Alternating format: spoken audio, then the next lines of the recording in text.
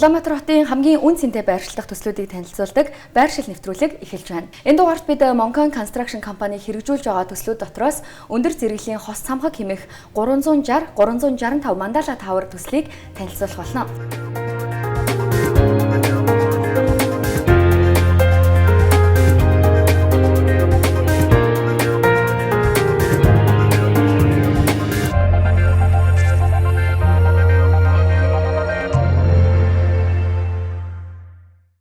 За өндөр зэрэглэлийн орон сууцны чиг хандлага болон доктортой хөгжил нийцсэн бодлогын талаар Moncon Properties компаниг үүсгэх захирал Бататай ярилцах гэж байна. Танд энэ өдрийн мэндийг хүргэе. Манай студид цаг гаргаж хүрэлцэн ирсэнд баярлалаа. За сайн байцгаана уу, та бүхнээс өрсөнд баярлалаа. 365 Mandala Tower-ын хувьд бусад барилгуудаас, бусад тавруудаас яг юугаараа илүү онцлог шинэлэг шийдлүүдийн тухайд та мэдээлэл хуваалцаач. 365 Mandala төслийн үед бид нэр ер нь концепц боловсруулалт маань өөрөө бараг 2 жил хагас 3 жилийн хугацаа зарцуулсан юм. 100 орчим метр өндөртэй барилга одоо Улаанбаатар хотын салхинд ямар төсвөр авах уу? Энэ барилгын одоо жинг энэ газар маань өөрөө даах уу?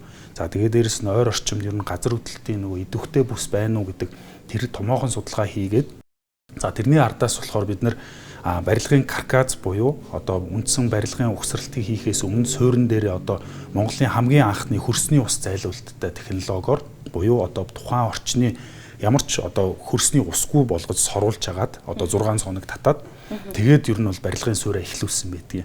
За тэгээд энэс хойш одоо ингээд бодохоор бид нар чинь 7 дахь жилийнхаа нүрэ үзэж байгаа. За уртлын 360 маань ашиглалтанд ороо 365 төсөл маань орж байна. Тэгээд бидний хувьд бол мэдээж ямар ч төслийг хэрэгжүүлсэн нөгөө нэг одоо онцлог гэх юм бол байршил гэдэг.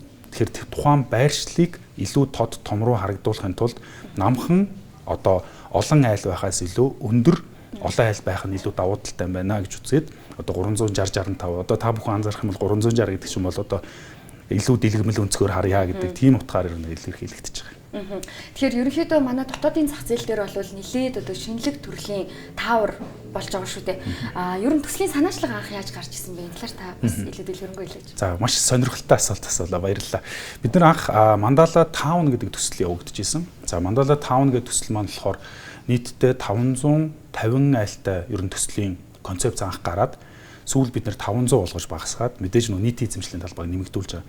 Тэгээ уртлын 360 төслийн маань байршил маань болохоор одоо энэ намхан 10 давхар одоо өргөнөөр урт барилга байсан. За энийг болохоор бид нэр Испаний архитектортой хамтраад ер нь бол энийг өндөр шилэн хийцтэй металл фасадтай барилга борлогоё гэд. За тэрний дагуу ер нь бол анх одоо бусад барилгаа баг хаах амьдарч байгаа хүн илүү их харуулцтай байх гэдэг ер нь концепц дээрээс хийсэн. За 365 төсөл маань мэдээж 360 төслөө хаахгүй бас өөрсдийнхөө харуулцыг хаахгүй гэдэг үндсэл дээрээс ер нь энэ хоёр төсөл маань ингээд хоёр ихэр замхаг болж хийгдсэн байгаамаа. Тэгэхээр ерөнхийдөө барилгын салбар гэлтгүй ер нь дэлхийд даяараа аль ч салбарт бол доктортой хөгжилд бол нэлээд анхаардаг болсон байна. 365 Mandala Tower-ын хувьд бол доктортой хөгжил чиглэсэн бас ямар бодлогоодыг төсөлтөө шингээд энэ тал дээр ер нь танай компани зүгээс хэрхэн анхаарч ажилласан байна? Яг энийг бид нар 360 төслөөс ахуулаад хийж эхэлсэн. За энэ нь бол мэдээж би өмнөх ярилцлаган дээр бас ярьж ирсэн. Улаанбаатар хот маань өөрөө жилийн дундаж температур нь хасах 0.4 градус байдаг гэж. За энэ юу вэ гэхээр бид нар ер нь бол нэг юм тэг градус орчимд л байдаг гэхээр бидний хамгийн номер 1 анхаарах зүйл юу вэ гэхээр дулаан алдагдал буюу дулаанаа хадгалах боломж. За тэгээд 360 төсөл маань болохоор эрчим хүчний хэмнэлттэй ногоон барилгын сертификаттай барилга болсон. За 365 төсөл маань мөн адил яг л адилхан нөгөө эрчим хүчний хэмнэлттэй буюу одоо бидний ярьж заншснаар нөгөө дулаан баг ашигладаг, одоо энерги баг зарцуулдаг тийм барилга болж байгаа гэсэн. За тэгээд үүн дээрээс бас онцлоод хэлэх юм бол таны орон сууцндаа ашиглаж байгаа дулааны одоо танаа гэрт ашиглагдж байгаа дулааны хэмжээг тооцох тоолуур байрлуулж эхэлж байгаа. Одоо бидний юу гэдэг юм баг багт ч нөгөө зарим айлууд бол усны тоолуур байдаггүй. Тэгээ нэг заримдаа ус гойцсон ч юм уу те эсвэл ийм задгаа хэрэглээгэр гэж байдаг гэсэн бол одоо бид нар болохоор дулааныг бас задгаа хэрэглээгээр авч байгаа. Манай байр ямар ч дулаан алдагдaltaй байсан хамаа байхгүй метр квадрат нь 505 орчимд өргөө төлөө явж байгаа. 365 төсөл дээр яах вэ гэхээр та за 200 м квадраттай байр бол тэр хэмжээндээ ноогдсон биш таны зарцуулсан дулаанаар та дулааныхаа мөнгөө төлнө гэсэн үг. Тэгэхээр мэдээж үгтэй энгийн орон сууцнаас эрчим хүчний нөх хэмнэлттэй байна гэдэг нь болохоор таны явандаа гарах одоо эрчим хүчний зардал буурна. За энэ нь өөрөө буцаад хөлөмжийн хий, байгалийн дэлхийн дулаарлч гэдэг юм уу те эдгээр зүйлс төр бидний одоо зүгээс үзүүлж байгаа ер нь бол нэлээд том одоо инновацлог зүйл нь болж байгаа юм болов уу гэж харж байна. Ерөнхийдөө манай дотоодын болон гадаадын зах зээл дээр энэ хос цамхаг таврын ер нь хөгжлийн чиг хандлага хаашаа чиглэж байна. Манай дотоодын ер нь нөхцөл байдал яг ямар байна? Бид нар ер нь бол яг энэ концепцийг харахад ер нь бол нөгөө Америкт Майами хотод бол яг нэг юм кондо чиглэлийн те ийм резиденс барилгууд ер нь нэлээ хөгжсөн байдаг. Шалтгаан нь юу гэхээр ердөөсөө sea view буюу далаагаа харах гэж байгаа. Тийм байдаг болохоор ердөөсөө бидний гол хөгжүүлэх гээд байгаа концепц юу вэ гэхээр бага талбай дээр спот буюу өндөр барилга байна гэдэг нь гадна талбай өшөөл нэмэгдэж байгаа гэсэн үг юм. 365 төслийн үед бол бид нар үйлчлэгээний талбай маань нэг 6000 орчим метр квадрат төлөвлөгдөж байгаа. За тэгээ ер нь бол кондо барилгын ердөөсөө л доогуур давхраар үйлчлэгээ, дээшээгээ орон сууц гэдэг стилээр явдаг юм. Тэгэнгүүт бидэд яаж байгаа гэхээр 1 2 3 дугаар давхрын үйлчлэгээнийхээ дээдлийн 4 дээр болохоор одоо түүхтийн тоглоомын талбайг байршуулад өгч байгаа. За тэгэхээр ер нь бол энэ өөрөө кондон одоо хүмүүс ярьдэн шүү дээ. Танаа ерөнхий төлөвлөгөө чи юу вэ гэдэг. Тэгэнгүүт одоо энэ өндөр 360 65 төслийн хувьд бол төсөл нь өөрөө ерөнхий төлөвлөгөө болчихж байгаа гэсэн. Одоо юу гэдэг төсөл дотроо бассейнтай, төсөл дотроо фитнестэй, төсөл дотроо оршин суугч нарын хоорондын нөгөө цагийг зөв боловсон өнгөрүүлэх, тэ эсвэл одоо хүүхдийнхээ өсний нарийг хийх юм community roomтэй. За тэгээ мэдээж бизнесмэнүүдэд зориулсан бизнес уулзалтын өрөөтэй ч гэдэг юм уу те. Тавар маань болохоор яг өөрөө ерөнхий төлөвлөгөө болчихж байгаа гэсэн үг юм. Тэгэхээр хэрэглэгчдийн хувьд бас дотоодын зах зээл шинээр ингээд нэвтэрж байгаа тааварт оршин сууна гэдэг утгаараа одоо бусад орон сууцнаас юугаараа давуу талыг одоо эдлэхээр байгаа вэ? Худалдаа авахчийн хувьд бол номер 1 одоо шийдэл нь бол гэр бүлийн аюулгүй тий 5 тухтай. За тэгээ дээрэс нь илүү нөгөө харуут сайтай хүүхдүүдийнхээ аль ч нөгөө нэг газраас ойрхон байхаар гэдэг тэр хэрэгцээг нь хангах зорилгоор бид номер 1-т аюулгүй байдал. Аюулгүй байдал яах вэ гэхээр ямар нэгэн байдлаар газар хөдлөлт ч юм уу те эсвэл гал за усны эрсдэл үүслээ гэхэд таныг одоо тухайн барилгаас аюулгүй гаргахын тулд бид нар яах ёстой вэ гэдэг. Тэр болохоор юу гэдэг юм магадгүй барилгуудад бол 50 100 хизээч ашиглагддаггүй те 50 100 жил ашиглагддаггүй хэрнээ нэг л удаага ашиглагддаг. За тэрэнд бол бид нар бүрэн бэлтгэлтэй байгаа. Хоёр дахь хэсэг маань юу вэ гэхээр нөгөө тухайн барилга дээрээ би түрүү ярьжсэн. Өөр дээрээ яг одоо нөгөө нэг бүх төрлийн ерөнхий төлөвлөгөөгөө одоо багтаацсан байгаатайгаа нь гол давуу тал болж. Одоо юу гэдэг хүүхдэн шинхтэй үгтэй салхилах шаардлагатай боллоо гэхэд community room-ийнхаа террасан дээр гараа салхилжуулна. За эсвэл хүүхдийн тоглоомын аюулгүй тоглоомын талбар руу гарчуулна. За хүүхдүүдэд спортоор хичээллүүлэх юм бол манай дээр фитнес байна, зөв хооллолтын клуб байна. Дээрээс нь бас бассейн байгаа гэдэг. Ер нь бүхэл зүйл ер нь ойрхон байгаа. Тэгэхээр магадгүй эцэг эхчүүд хүүхдээ ямар нэгэн эрсдэлд орчихгүй гэдэг айдсыг илүү их багасгах байгаа юм болов. Энэ бас гол давуу тал болж байна. Цаг гарган ярилцсан баярлалаа. За хөтөлбөрийн дараагийн хэсгийг төслийн байршил дээрээс хүргэх болно.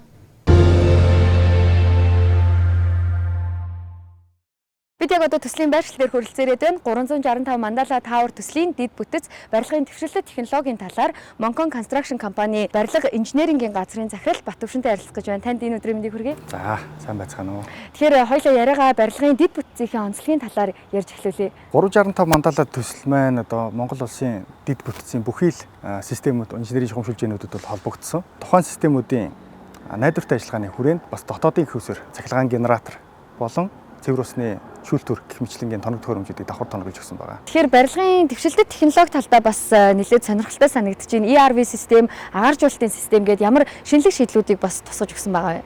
Монголчууд чинь нэг ус агаар мэт хэрэгтэй гэдэг нэг үг байдаг. Тэгэхээр яг л энэ хоёр үг юм. Ус цэвэршүүлэх технологи гэж би механик шүүлтүр гэдэг 3 шатлалтай шүүлтүрийг төвийн цэвэр усны шугамаас орж ирэх аман дээр нь тавьж өгсөн байдаг. Бид одоо SDS 304 одоо зэвэрдэггүй ган хоолой гэж ярьдаг. Нээржээр бид нэр одоо холбох хэрэгслүүдийг болоод шугам хоолойнуудаа бүгдийг гагнж хийсэн байдаг.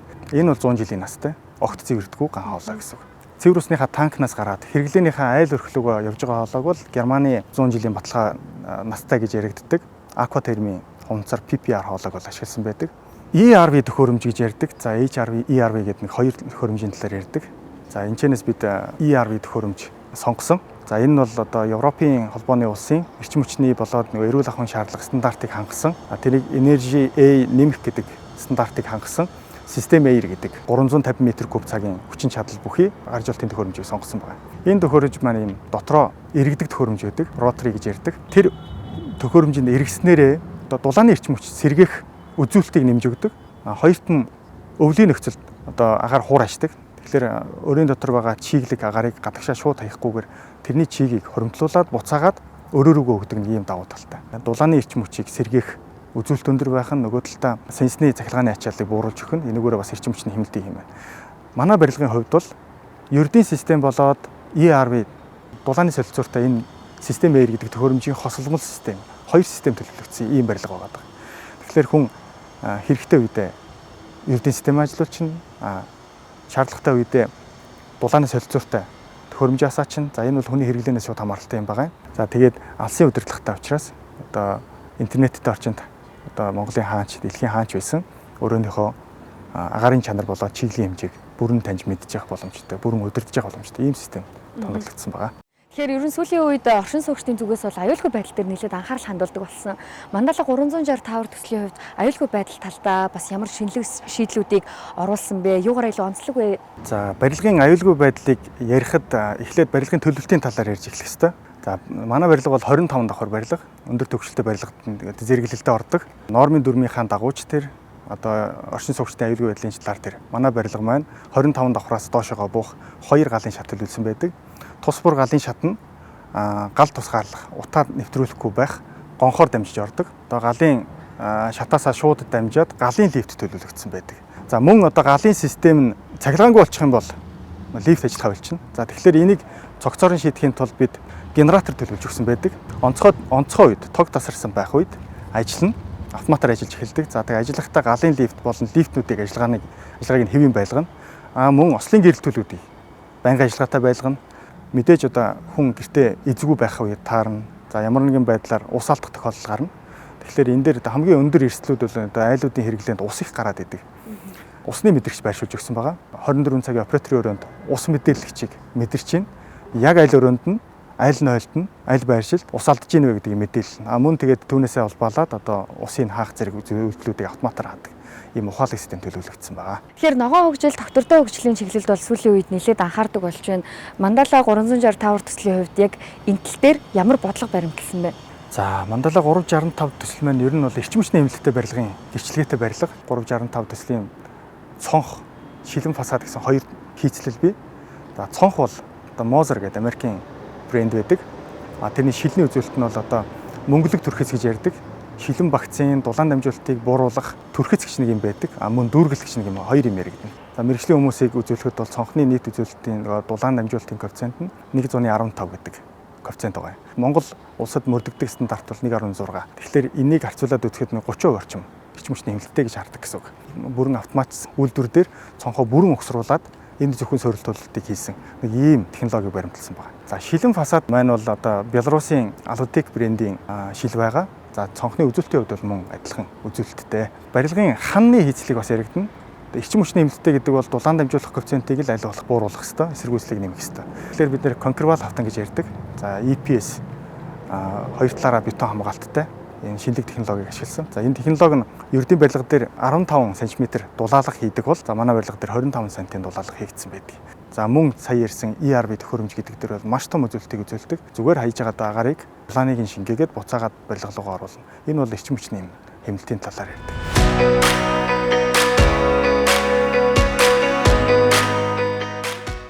Тэгэхээр хоёлаа сая террас дээр ярилцж байгаа үед бол та инженерийн шийдлүүдийн талаар нэлээд дэлгэрэнгүй ярьж өглөө. Өндөр барилгын хувьд бол одоо цонхон дээр нэлээд өндөр стандартыг тавьдаг. Та бүхний зүгээс бас цонхны тал дээр аюулгүй байдал талдаа ямар шийдлүүдийг илүү тусгаж өгсөн бэ? Юугаар онцлог байгаа вэ? Монголын бүсчлэлд энэ өндөр барилгад за тэгээ эн чинь ойр орчимд өндөр барилга байхгүй учраас нэг онцгой хийцлэл гэж үзнэ. За, дулаан техникийн тооцооны хувьд бол одоо бид нар ингээд зогсочод их халуун байж тээ тийм. Өвөл зууны асуудал яригдана. Дулаан тусгаарлах чадвар гэдэг асуудал нь дан ганц өвлийн нөхцөл биш. Зуны нөхцөлийг бас ярина. Зун ингээд ихц нартай үед маш их халалт үүсдэг. Тэгэхээр энэ хаалтыг оруулахгүй байх нь баг өвлийн зардлаас илүү өндөр асуудал болчдөг. Тэгэхээр энийг бууруулахын тулд одоо нөгөө орчин цагийн технологи лови төрхлөг гэдэг нэг төрхлөг ярьж байгаа. За, мөн аргон хиймийн асуудал яригддаг. Аргон хий гэдэг нь бол энгийн хийг бодвол нөгөө хүнд хий. За, тэр хийг хийснээрээ дулаан дамжуулах үзүүлэлтэнд буурдаг гэсэн үг байна. За, тэгээд тэр дулаан дамжуулах үзүүлэлтийг одоо агаар хийсэн юм чинь нэг агаараа алдуулахгүй байх хэрэгтэй шүү дээ, тийм ээ. Тэгээ өвөл юм чинь өвөл юм агшин 100 болт хэлнэ. Тэгэхээр тэрэн дээр ямар асуудал их хүн дээр таригддаг юм бэ гэхээр энэ хар спейсер гэж яриад байгаа. Зай баригчийн энэ уян хатан чанартай байх хэрэгтэй байдаг. 80% дүүргэлттэй гэж үздэг юм л да. Одоо 80-аас 85 хүртэл дүүргэнэ гэж ингэж үздэг. Нийт агаарын хийний 85% нь аргон хий байна гэсэн үг. Тэр нь жилд 0.3% алддаг. Энгийн цонх бол. За энэ уян чанартай байснараа 0.3 болж хувирдаг. Тэгэхээр энэ юу гэсэн үг вэ гэхээр нөгөө 50 жилийн настай, 10 жилийн настай гэдэг нь энээс тоологддог юм байна. Тэгэхээр одоо нөгөө манайхан маань шил гэдэг юм арай өөрөөр харах цаг нь болчихжээ. Тэгээд за бид бол 85% дүүргэлттэй хийсэн байгаа. 80%-аар тооцоо хийгдсэн байгаа. Дулаан дамжуулалтын тооцоо. Тэгэхээр 5% алдахын тулд 0.3-аар алдна гэдэг чи одоо 15 жилийн дараа үндсэн тооцооныхаа үзүүлэлтэн дээр буурч орж ирнэ гэсэн санаа юм. За мөн лови түрхлэг гэх түрүү ярьсан. За лови түрхлэг гэж яг юу юм бэ? Энэ өөрөө мөнгөлөг түрхэц одоо нөгөө тойл гэж хэлж болно доо. Тойл хүний гэрлийг буцаагаад ойлгодог шиг гаднаас ирж байгаа хитягаан туяа болоод одоо нөгөө илүүдл гэх юм одоо нөгөө нарны туяаг буцааж ойлгоод байдаг. Одоо ингээд шил тусахлаар 6 ширхэг гэрэл тусч байгаа биз? 6 ширхэг гэрэл туссан. Хамгийн цаатлаас хоёр дахь нь ягаан болцсон байгаа. Бус нийтлэх. Тэгэхээр энэ юу гэсэн үг юм бэ? Энэ 3 давхар шилний хамгийн цаатлын шилний дотор тал дээр нь түрхлэг байна гэсэн үг юм. Ингэж өнгөний хойруулж хардаг. Хамгийн наадлын шилний дотор тал дээр бас би нөгөө манайх хоёр давхар түрхлэгтэй гэдэг нь тийм учиртай. Тэрийг нөгөө талаас нь түрхэх юм бол ингэж хардаг. Тэгээ ингээ харахаар энэ их өргөн байгаа. Энэ мохоо үзэмжгүй юм юу ингээд л хүмүүс ярьдаг. Гэхдээ энэ бол аюулгүй байдлаа сая ярьдаг. Цонхны ачааллын нөгөө эдлэхүүн нэн. Энэ найдвартай байж одоо бид нар шилнийхээ асуудлыг ярина гэсэн үг. Тэгэхээр өнөөдөр цаг гаргаж ярилцсанд маш их баярлалаа. Баярлалаа. Төслийн дэвшилтэт технологи, тоноглол, системүүдийн талаар барилга инженерингийн газрын захирал Баттүвшинтэй ярилцлаа. Нэвтрүүлгийн дараагийн хэсэгт борлуулалтын бодлогын талаар дэлгэрэнгүй ярилцах болно.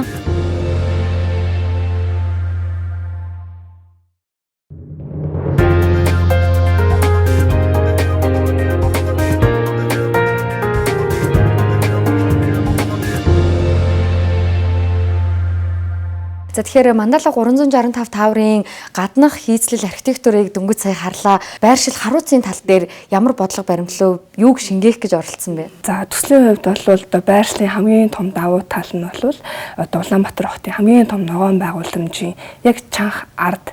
За тэгээ хотын төв цэгээс 15 минутаар одоо автомашинаар яваад хүрэх энэ цэг дээр байрлаж байгаа гэдгээр онцлогтой. За энд бол одоо entertainment төвүүд байна, худалдаа үйлчилгээний томоохон супермаркетуудын бүх салбарууд үйж байдаг. Энд бол одоо төвчрэлт цагаа өрөхгүйгээр хүүхдүүд нь бүр ингээ алхаад очих боломжтой. Улаанбаатар хотын хамгийн чанартай сургалттай сургуулиуд бас байгаа гэдэг нь маш том давуу тал. Төслийн хувьд бол 365 Мандала Residential Tower гэдэг орон сууцны 2 хос самбахын төсөл байгаа. За тэгэхээр эхний блок нь бол 23 онд би одоо 2 жилийн өмнө ашиглалтанд орсон.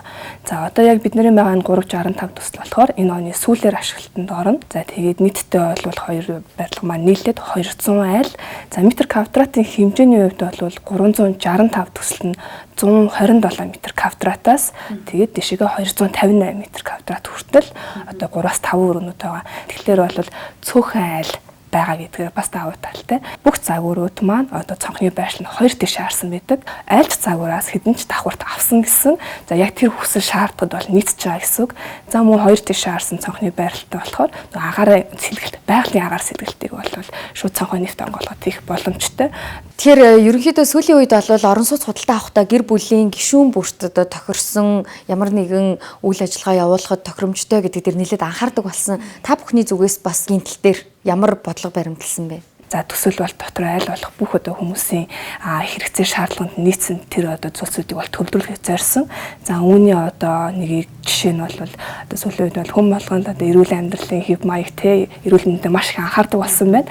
За тэгээ өнгөт бол 3 давхар нь одоо түрүүний хэлсэнчлэн спорт комплекс байдлаар тогтчлогдсон учраас та ерөөсөө гэрээсээ гарахгүйгээр лифтээр буугаад баг гэрийнхээ офцтой ороод бассейнда фитнестэй эрүүл хоолтын клуб те йогийн бас төв байгаа те.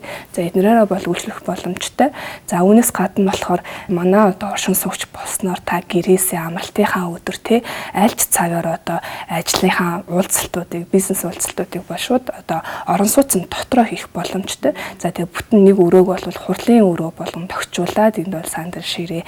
За бүх одоо сүүлийн үеийн хурал одоо онлайн хурал хийхэд хүртэл одоо шаардлагатай тоног төхөөрөмжөөр бүрэн тоногсон бас юм өрөө байгаа. Одоо төсөл маань дотроо тийм хүлээн авалт хийх боломжтой ивент рум те. За ивент рум нь тайцтай микрофонтой, дэлгэцтэй, саунд системтэй, за галт тогооныхын тавилга, за тэгээ кофений машин гэх зэрэг бүх юм бэлдсэн. Зөвхөн гаднаас одоо хоолны үйлчлэгээтэй катеринг гэдэг дуудаад тэнд бол өөрсдийнхөө хүссэн одоо жижиг хэмжээний хүлээн авалтыг бас хийх боломжтой. Тэгээ үүнээс гадна бол одоо 365 төслийн одоо 1-3 давхар нь худалдаа үйлчлэгээний төвүүд төлөвлөгдсөн ба. За энд бол бас яг бүх төрлийн одоо саяны дурддагдаагүй яг одоо худалдаа авалт хийхтэй үйлчлэгээ авах, гоо сайхны үйлчлэгээ, имлэг, за тэгээд кофе шоп, одоо бүхэл төрлийн бас ресторанууд тий.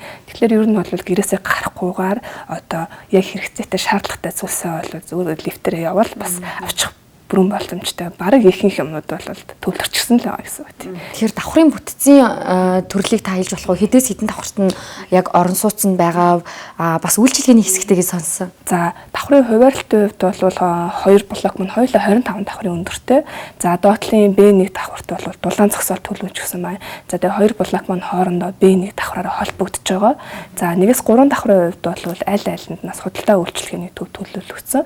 За 3 давхарт нь болохоор бассейн, фитнес, за тэгээд эрүүл хооллолтын клубүүд 3 давхрыг нь бол тэр чигтний спорт комплекс байдлаар бүтэн төлөвлөлт тогтчуулаад одоо үйл ажиллагаа яваад бүр эхэлчихсэн байгаа. 3-4 төсөл дээр нь. За тэгээд 4-өөс 25 давхрын хувьд бол орон сууцнууд. За тэгээд орон сууцны давхрын хуваарлтын хувьд аль болох том метр квадрат орон сууцнуудыг дээгүүр давхар төлөвлөж өгсөн байгаа гэсэн үг.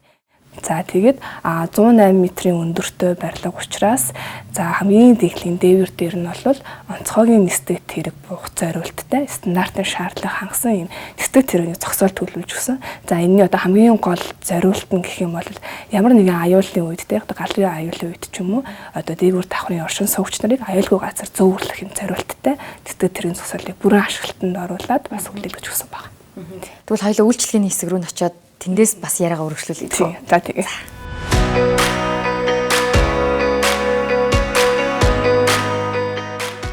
Үйлчлэгээний талбайн онцлог давуу тал бас юуг илүү шигтгэхийг зорьсон бэ? За төслийн хувьд бол 2 блокоос одоо нөгөө бүрдсэн гэж хэлсэн тийм. Тэгэхээр 360 төслийн хувьд бол яг төв замаас бага зэрэг зайтай 300 м зайтай учраас за яг энэ хэсэгт бол яг хүмүүс бол зорж ирж үйлчлүүлдэг тийм үйлчлэгнүүд байдаг. Жишээлх юм бол яг имлэг тийм офис, бассейн, фитнес зэрэг.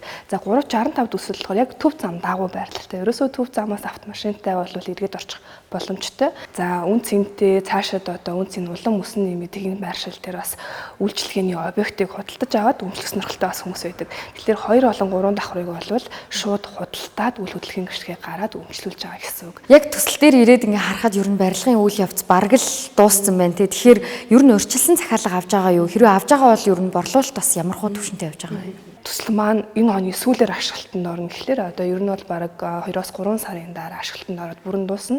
За борлуулалт бол 2 жилийн өмнөөс аваад эхэлсэн. За тэгэхээр одоо яг орон сууцны борлуулалт бол 80 орчим хувьтай явж байгаа. Тэгэхээр 20 гарan орон сууцыг одоо эсний үйлчлэгт байж байгаа гэсэн үг. Үйлчлэгийн талбайн хувьд бол 90% борлуулалттай явж байгаа. За манай борлуулалт бол 2-3 давхрыг нь борлуулад энэ дээр бол одоо нэг 3-4 ширхэг үйлчлэгээний талбай бас байгаа. Худалдаа авах сонирхож байгаа хүмүүсийн хувьд мэдээж хамгийн чухал зүйл бол одоо төлбөрийн нөхцөл гэдэг шүү дээ. Тэгэхээр та бүхний зүгээс бас ямар төлбөрийн нөхцлүүдийг санал болгох боломжтой байгаа вэ? Манай барилга өөрөө эрчим хүчний хэмнэлттэй ногоон барилгын гэрчлэгээтэй орон сууцны ногоон барилгаас худалдаа авалт хийж байгаа хүмүүсийг за одоо энгийн бусад орон сууцны зээлүүдээс хамаагүй бага хүүтэй зээл авах боломжийг нь олгож өгч байгаа гэсэн үг. За тэгэхээр энэ зээл нь бол ногоон зээл гэж нэрлэгдээд байгаа байхгүй. За тэгээд хэмжээний хувьд бол харьцангуй одоо өндөр дүн дээр гарах боломжтой буюу 800 сая төгрөг хүртэл. За тэгээд зарим бүр онцгой тохиолдолд бол 1 тэрбумаас дээш хэмжээнд ч гэсэн зээл гарсан тохиолдлууд бол манай дээр байгаа. За тэгээд хугацааны хувьд болохоор харьцангуй бас урт хугацаатай буюу 20 жил хүртэлх хугацаатай өндөр дүн дээр бага хүүгээр бас юм зээл авах боломжтой. Хамгийн гол нөхцөл нь бол энэ байгаа. 20-оос 30% урьдчилгаа аваад үлдэгдлийг нь одоо ногоон зээлээр төлөх үндсэн нөхцөлтэй бусад нөхцөлдөр бол нээлттэй бас санал сонсоод солилцоод тухай бүрд нас шийдээд одоо хүлээж авах боломжтой байгаа шүү гэжлээрээ. Цаг гарган ярилцсанд баярлалаа. Бид энэ удаагийн байршил нэвтрүүлгээр Мандала 365 тавар төслийг танилцууллаа. Хамтаас үзэгч та бүхэнд баярлалаа.